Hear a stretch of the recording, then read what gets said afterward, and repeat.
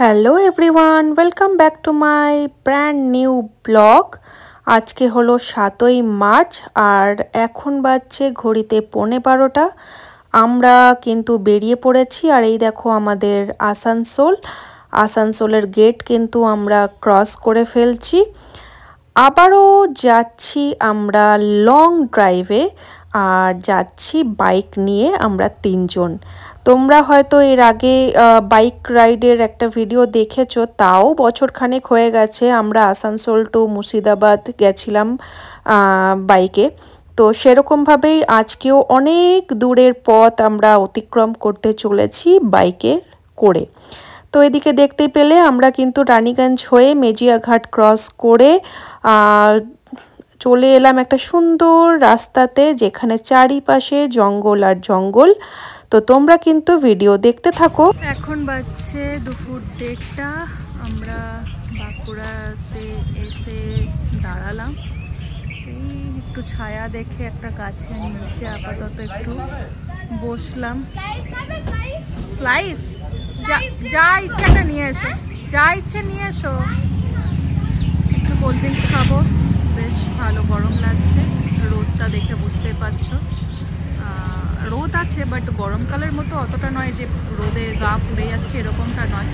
বাইকে যেতে যেতে হাওয়া খেতে খেতে বেশ ভালোই পৌঁছাচ্ছি আমরা আস্তে আস্তে।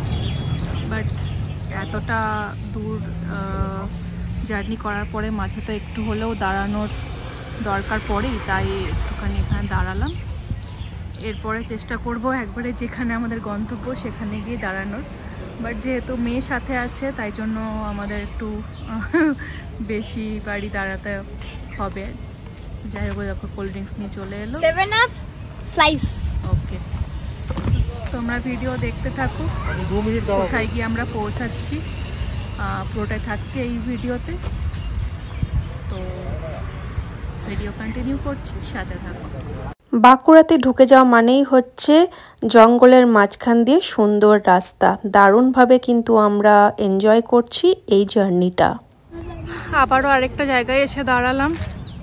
দেখো কি সুন্দর জায়গাটা, চারদিকটায় সবুজ সবুজ। আসানসোল থেকে বেরিয়ে এখনো পর্যন্ত, এখন বাজছে দুপুর 3টে, এখনো পর্যন্ত আমরা 144 কিলোমিটার বের করে ফেলেছি। আরও 40-42 মতো কিলোমিটার বাকি আছে, মানে আমাদের গন্তব্যে পৌঁছানোর জন্য। তো ভালোই এনজয় করছি জার্নিটা। আর এত দূর জার্নি যখন, একটু তো কষ্ট হবেই, কিন্তু তাও তার মধ্যেও বেশ ভালোই লাগছে। তো চলো, বেশিক্ষণ দাঁড়াবো না, 5-7 মিনিট একটুখানি মেয়ের জন্য একটু দাঁড়াতে হচ্ছে, না হলে আমরা তো একা থাকলে হয়তো আর দাঁড়াতাম না। তো যাই হোক, তোমরা সাথে থাকো, আর ভিডিও ভালো লাগলে অবশ্যই লাইক কমেন্ট করো, আর নতুন হলে সাবস্ক্রাইব করতে একদম ভুলো না। চলো লেটস গো। চলে এলাম একটা নতুন সিটিতে। দেখো, বুঝতেই পারছো, নামটা হয়তো পড়তে পারলে যে কোন সিটিতে আছি আমরা। আর এখানে এসেই একটু দাঁড়ালাম একটা মিষ্টির দোকানে। এই যে এখন বাজছে বিকাল 3:45, আর এদিকে চপ গরম গরম ভাজছে। তো আমরা এখানে দাঁড়ালাম একটুখানি, এখানে চা, চপ, পকোড়া এসব একটু খাবো মানে খাওয়া অলরেডি শুরু হয়ে গেছে। তো চলো, এই সিটি থেকে অন্য আরেকটা সিটিতে আমরা যাব। তো সেটা আরও 14-15 কিলোমিটারের মতো আছে রাস্তা। তো তোমরা ভিডিও দেখতে থাকো, সাথে থাকো। আমাদের এই 200 কিলোমিটারের এই লম্বা জার্নিটা, যেটা প্রায় 4-5 ঘন্টার পথ, সেইটা তোমরা শুধুমাত্র 9-9.5 মিনিট একটা ভিডিওর মধ্যে দেখতে পাচ্ছ। তো আশা করি তোমাদের ভালোই লাগছে ভিডিওটা। তো এই দেখো, আমরা কিন্তু চলে এলাম খড়গপুর সিটিতে। অনেকক্ষণ খোঁজাখুঁজির পরে একটা থাকার মতো জায়গা পেলাম, বাট বিশাল কিছু নয়, মানে নর্মাল একবারেই। তো কিছু করার নেই, এত দূর ট্রাভেল করে এসে যেরকমই যা পাই একটু থাকার মতো হলেই হলো। তো আপাতত আজকের রাতটার জন্য এখানেই আমরা স্টে করছি। এবার কালকে যদি সময় পাই, যদি অন্য কোথাও কোনো রুম অ্যাভেলেবেল পাই, তো তাহলে শিফট করে যাব ভাবছি। তো দেখা যাক, আপাতত এখানেই উঠলাম আমরা আজকে রাতের জন্য। আর এখন রুম থেকে বেরিয়ে আমরা ফ্রেশ হয়ে আবার একটু নিচে যাচ্ছি, খিদে পেয়েছে। আর নিচে সামনেই হচ্ছে বাজার, তো দেখি কিছু খাওয়া যাক। তো এখন বাজছে 6:30। তো চলো বাজারে যাই, তারপর ভিডিও কন্টিনিউ করছি। বাজারের দিকে আস্তে আস্তে শুনলাম যে পাঞ্জাবি হোটেল বলে একটা রেস্টুরেন্ট আছে, মানে হোটেলই। তো সেটা খাবার কোয়ালিটি খুব ভালো, অনেকেই নাম করছে। তো আমরা ভাবলাম যে ঠিক আছে, তাহলে এখান থেকে আজকের রাতের খাবারটা প্যাক করে নেব। তারপরে হালকা কিছু স্ন্যাক্সও নিয়ে নেব বাজারের ভেতরে। তো তার জন্য আমরা এখানে দাঁড়িয়ে আছি, অর্ডার করে দিয়েছি, পার্সেল হবে। আর এদিকটা দেখো একদমই অন্ধকার, ফাঁকা জায়গাটা, বাজার থেকে একটু ভেতর দিকে। বাট সিটিটা বেশ ভালোই লাগছে, দেখি কতটা এক্সপ্লোর করতে পারি।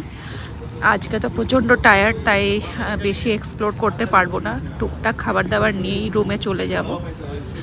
তো চলো তোমরা তাহলে ভিডিওটা দেখতে থাকো, আর লাইক কমেন্ট করতে একদম ভুলবে না। নতুন হলে সাবস্ক্রাইব অবশ্যই করে দিও। চলো এবার কিছু স্ন্যাক্স নিয়ে নিই। আর খড়গপুর যখন এসছি, খড়গপুর তো জানোই যে উড়িষ্যার বর্ডারের কাছে, আর এখানে কিন্তু সাউথ ইন্ডিয়ান স্ন্যাক্সের মানে ভ্যারিয়েশন। তো আমরা এখান থেকে কিন্তু নিয়ে নিলাম এই মেদু বড়া আর আলুর চিপস, আরও কিছু পকোড়া টাইপসের অনেক কিছুই। তো সব কিছু নিয়ে এখন আমরা রুমের দিকে যাচ্ছি। আর যারা খড়গপুর থেকে আমার ভিডিও দেখছো তারা অবশ্যই একটা কমেন্ট করে দিও। এই দেখো আমরা এই স্ন্যাক্সগুলো নিয়ে এসেছিলাম, দারুণ টেস্টি ছিল। তোমরা এগুলো কখনো ট্রাই করেছো কি না, তোমাদের কেমন লেগেছিল অবশ্যই কিন্তু জানাতে ভুলো না। সন্ধ্যের টিফিন তো হলো, নিয়ে তারপর আর বেরোনোর ক্ষমতা হলো না, প্রচণ্ড টায়ার্ড লাগছে। তো রুমে যাচ্ছি। আর একদম বাজারের মাঝে রোডের কাছেই এই হোটেলটা, তো প্রচুর আওয়াজ চারদিক থেকে। তো যাই হোক, আমরা সব রুমে টিভি মোবাইল এইসব দেখছি। ও আচ্ছা, ভিডিওটা এরকমভাবে নিলে বেটার হবে। যাই হোক, তো এই করতে করতেই ডিনারেরও টাইম হতে চললো। ডিনারটা করে নিয়ে ভাবছি শুয়ে পড়বো, একদম আর ভালো লাগছে না। এবার সকালে ওঠার পরে যা হওয়ার হবে, যেখানে যাওয়ার সেখানে প্ল্যান করা যাবে। তো চলো তাহলে ডিনারটা করে নিই, মাম্মামেরও অবস্থা খুব খারাপ। তো চলো আমরা আমাদের ডিনার নিয়ে বসে পড়লাম। দেখো এখানে আছে আলুর পরোটা, আর এখানে আছে রুমালি রুটি আর তড়কা। ডিসপোজেবল প্লেট আর বাটি এগুলো সব নিয়ে এলাম, ওটার মধ্যেই খাবারটা নিয়ে নিয়েছি। এরপরে আমরা খেয়ে নেব। তো চলো আজকে একটু তাড়াতাড়ি ডিনারটা কমপ্লিট করে নেব, কারণ রেস্ট করতেই হবে, আর পারা যাচ্ছে না। তো চলো খেয়ে দেখি কেমন এখানকার খাবারের টেস্ট। খাবারগুলো বেশ টেস্টি। এ দেখো রুমালি রুটিটা রুমালের মতো খুলছে মাম্মা, বিশাল বড় রুটি। তো চলো আমরা খাবারটা এনজয় করি। আর আজকের মতো ভিডিওটা এখানেই শেষ করছি। ভিডিও ভালো লাগলে অবশ্যই লাইক কমেন্ট করো। সকলে খুব ভালো থেকো। নেক্সট ভিডিও নিয়ে খুব তাড়াতাড়ি আসছি। Good night.